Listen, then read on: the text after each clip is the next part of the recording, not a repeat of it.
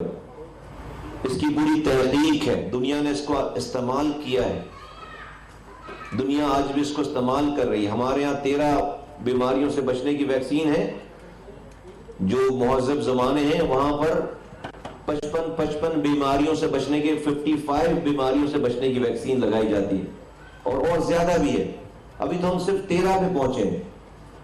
اگلے 10 سے 15 سالوں میں کہتے ہیں کہ دنیا میں کوئی بھی کینسر سے نہیں مرے گا۔ کیسے نہیں مرے گا؟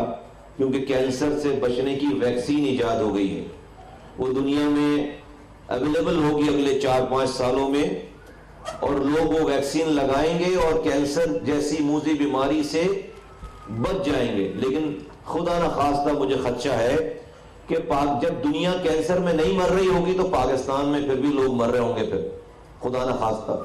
آئی ہوپ کہ ہم رونگ۔ کیوں؟ کیونکہ جب ہم کینسر کی ویکسین لگانے کے لیے آئیں گے تو پھر ہم سے پوچھا جائے گا کہ یہ حرام ہے یا حلال ہے؟ ہاں، یہ کوئی یہودی سازش ہے، یہ کوئی بیرونی سازش ہے، اس میں کیا ملا ہوا ہے؟ یہ سوالات ہوں گے۔ تو ٹھیک ہے، بہت ساری خرابیاں ہوں گی سرکار کی، بہت سارے غلط کام ہوں گے، بہت ساری غلطیاں ہوں گی، لیکن آپ یہ سمجھتے ہیں کہ ہم اتنے برے ہیں کہ آپ کے بچوں کو جانتے بوجھتے ہوئے خدا نہ خواستہ زہر دیں گے اور اپنے بچوں کو بھی زہر دیں گے؟ کیا ہو گیا ہمیں؟ تو میں سمجھتا ہوں، میں چاہتا ہوں کہ اس ملک میں اتنا شعور آئے کہ کم سے کم ہم اویلیبل ریسورسز کو استعمال کر کے خود کو تباہی سے، بربادی سے، پریشانی سے بچائیں۔ یہ عین فریضہ ہے، ایسا کرنا عین فرض ہے ہمارے اوپر۔ گورنمنٹ کے تمام وسائل کو جو گورنمنٹ دے رہی ہے، اور اگر نہیں پہنچ پا رہے 1166 کا نمبر ہے آپ کے پاس، 1166، پاکستان کے کسی بھی کونے سے آپ اس نمبر پہ کال کریں گے، راؤنڈ دی کلاک اس کے اوپر ایجنٹس بیٹھے ہیں، وہ آپ کو گائیڈ کریں گے، فیسیلیٹیٹ کریں گے، اور آپ کے بچوں کو یہ ویکسین لگوانے میں مدد کریں گے۔ آپ بھی ہمت کریں، اٹھیں، اپنے دماغوں سے نیگیٹو خیالات نکالیں اور اپنے بچوں کو تمام بیماریوں سے بچانے کے ٹیکے لگوائیں۔ 6 ماہ سے 5 سال کے عمر کے بچوں کو۔ تو اس لیے کہ prevention is better than cure.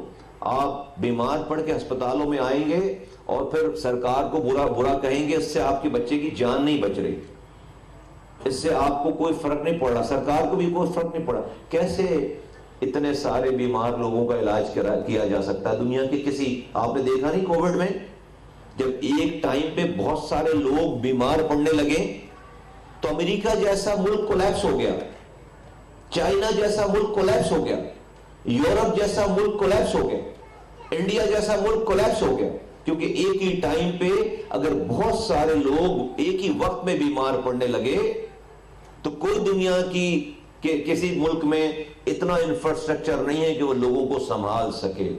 Pakistan میں آپ جائیں، سرکاری اسپتال ہو یا پرائیویٹ ہاسپٹلز ہوں جہاں پر ہزاروں لاکھوں روپے لگتے ہیں، وہاں پر بھی لوگ ایمرجنسیز میں 7 گھنٹے انتظار کر رہے ہیں، وہاں پر بھی وینٹیلیٹرز اویلیبل نہیں ہیں۔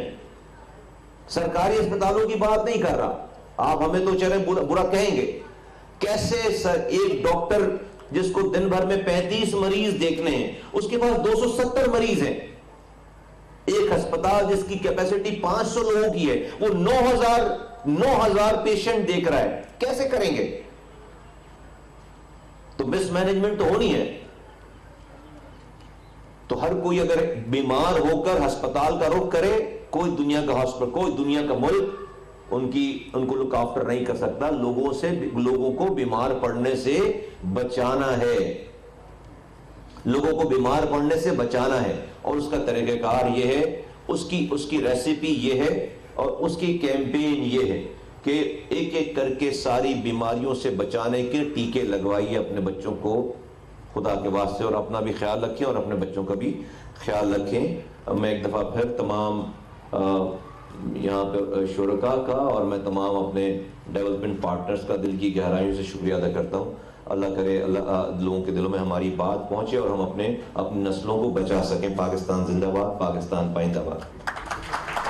خسرہ اور روبیلا سے بچاؤ کی قومی مہم۔ وفاقی وزیر صحت مصطفیٰ کمال اسلام آباد میں اس حوالے سے منعقدہ تقریب سے خطاب کر رہے تھے۔ انہوں نے کہا کہ عوام کو صحت کی معیاری سہولیات کی فراہمی اولین ترجیح ہے۔